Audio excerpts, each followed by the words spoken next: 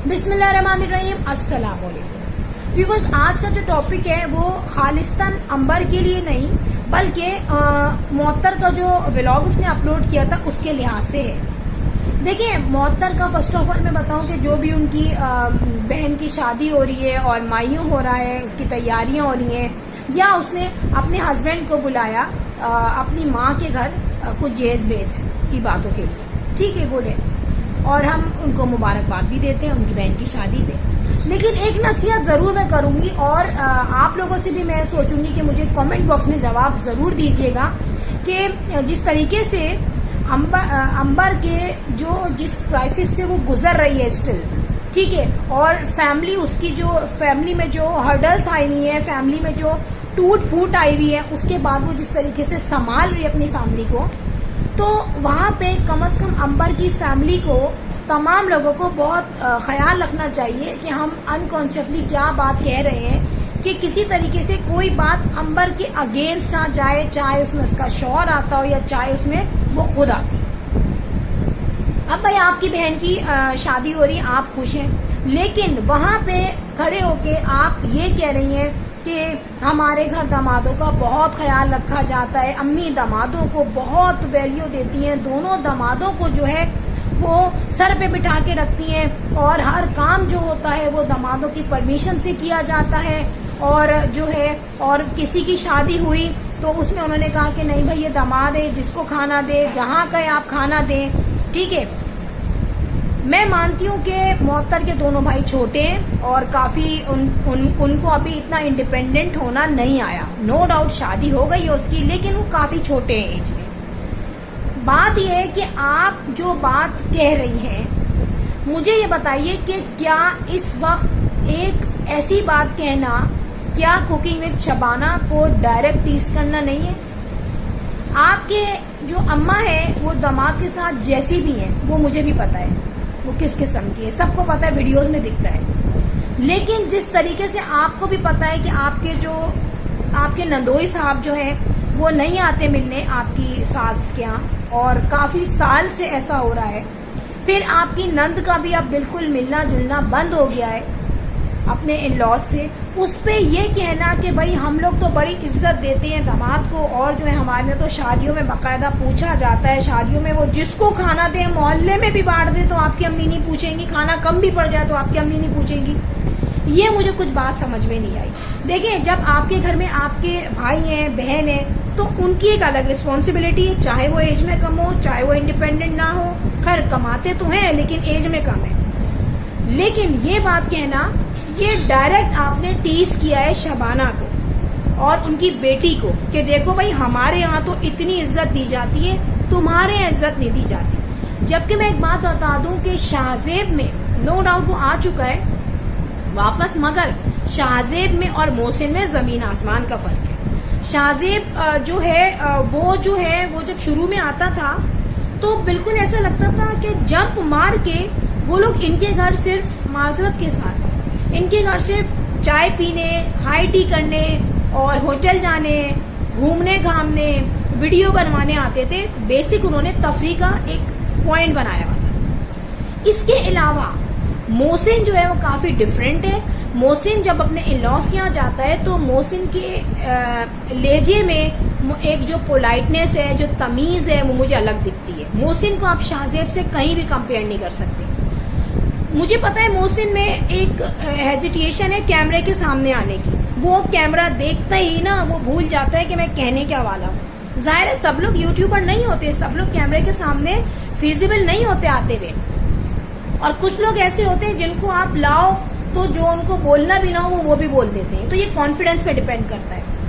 मगर इस वक्त आप अगर कोई टीज कर रही हैं तो आप ये सोचें कि डायरेक्ट ये बात आपकी नंद और आपकी सास के घर पे जा रही है। आपकी अम्मी ने कहा कि भाई शादी के दौरान कोई गुस्सा नहीं करेगा, सब चिल रहेंगे और कोई लड़ाई नहीं करेगा, सब बर्दाश्त करेंगे, दोनों फैमिलीज में जो है वो लाफ शादी है एक जनरेशन की, सही है। वो मैंने कहा चलो अपनी बेटी के लिए कह रही है।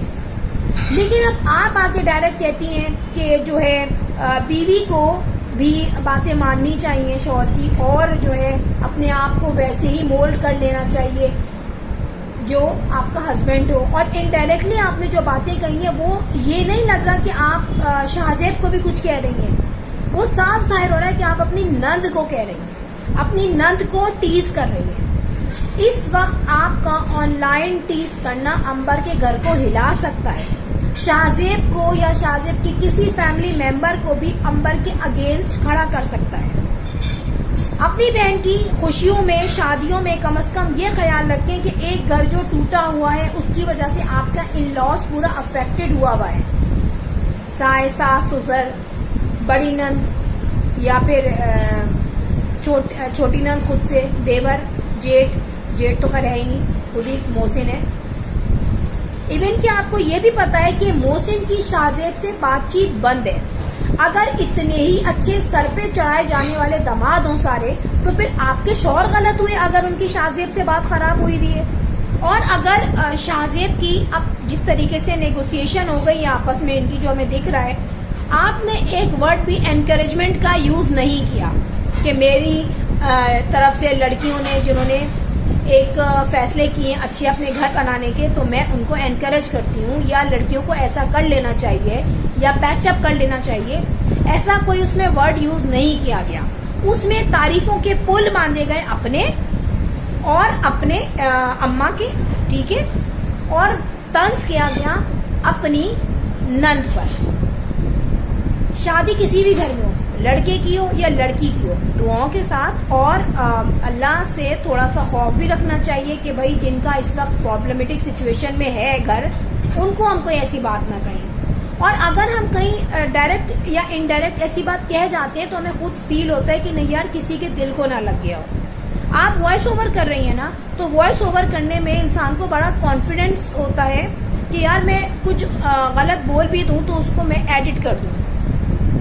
लेकिन बात यह है कि अंबर अगर रह भी रही थी तो वो आपके पोर्शन में तो नहीं रह रही थी, इसीलिए उनकी अम्मा ने पोर्शंस भी अलग कर दिए, ठीक है।